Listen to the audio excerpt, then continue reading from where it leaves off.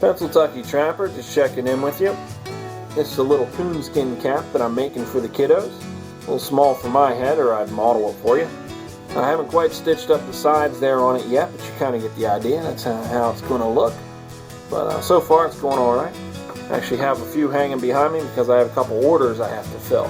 Right now we are in the midst of trapping preparation season. So one of the things I do to get myself prepped is I try to educate myself without educating the animal. The idea is to be able to capture an animal's tracks.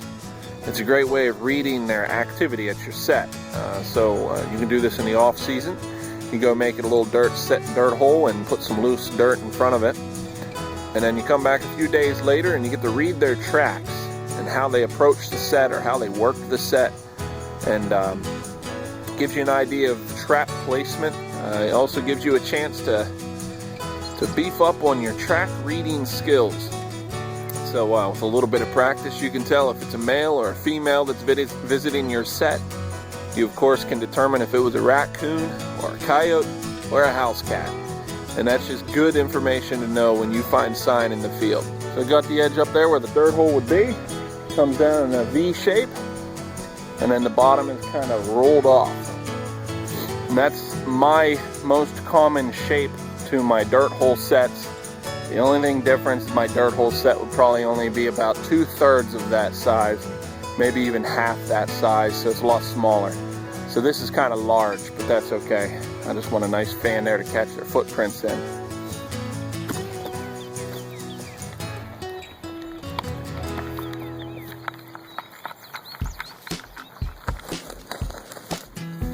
All I'm doing right now is I'm getting rid of the bigger clumps, putting them to the outside of the set. My idea is I want just the small powdery stuff in the middle. And that way the footprints just show up that much better. That should be it. That should be my finished track trap. I got some dimples right here and right there. And a couple little guys on up here. Might have just been a field mouse. And then down here is a hoof print. You see the real defined clove mark. But that's not bad for the first night. So the first night is a success. We have a few footprints coming in here. So this one's a little bit more obvious. There is a couple little dimples, little scratch marks almost is what it looks like. And right here, two real obvious dimples. Now I'm thinking that's probably just a house cat. So it's not a perfect print. The truth is this dirt I have is pretty dry because that's what I've been using it for. I let it dry out in my basement. And I think I'm finding that just a little bit of moisture in the dirt would probably be a good idea. Doing a great job, buddy. Shake it real fast back and forth. Shake it, shake it, shake it. Yep, get rid of all them twigs and as much of the grass you can. Do it nice and smooth, okay? No bumps. Doing a good job, sweetheart. Get down there and look at it. What does it look like? What kind of foot? Fox. You're both right. Kiddos decided they want to set up a trap track right here on the main road that goes through here, a little pinch point.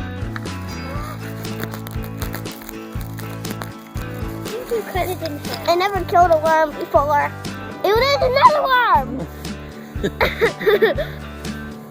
If this is fox, you can kind of see where the trap should be placed though. So just kind of back here about what they say is about 8 inches back, 2 inches over, or something like that. But that's about right. If the trap was right over there, it would have got sprung. But there's a track right here next to the dirt hole as well, one back here, but slightly offset. Now, if you would have offset to this side, you'd have missed it. If you'd offset to this side, you'd have got it. So, interesting.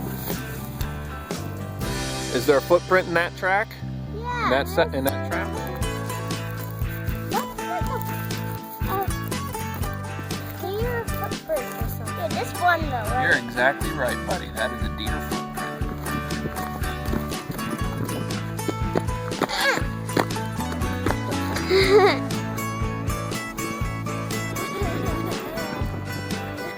What are you doing to us?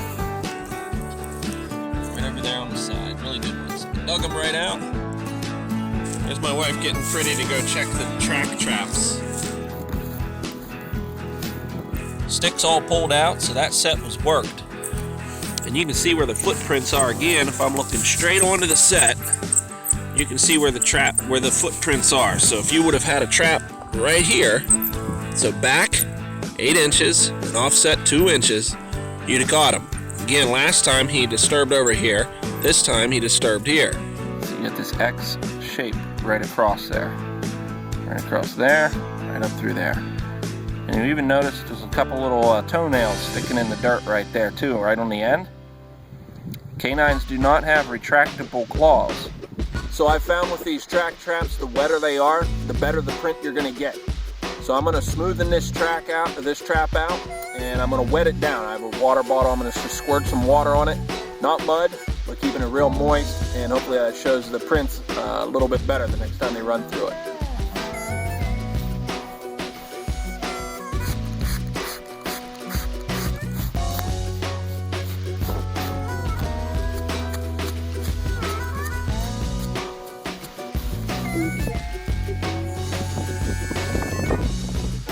Loosen that dirt all up. Getting tired yet? No. Never.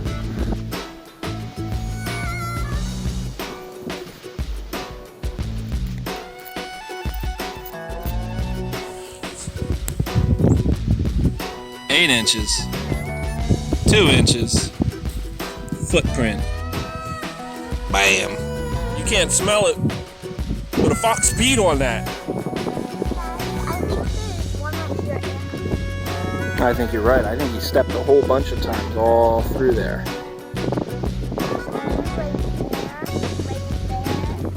You think he stepped right there too?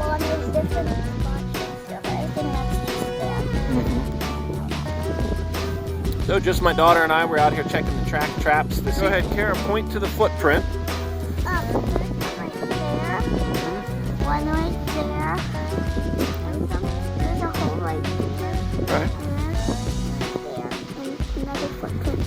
That's right. So we had heavy rains and lots of wind last night, so I took the trail camera in, and I'm regretting it now. But I missed some good footage here. But if you look 8 inches back, 2 inches over, you got yourself a footprint from Fox, just like the old timers would have predicted. Go figure. Well, I hope you enjoyed the video. Leave a comment down in the section below. Give me a thumbs up, and I'll do the same for you. So take some of that information. Hopefully that helps you out on the line. And till we cross paths in the future, I'll see you on the trap line.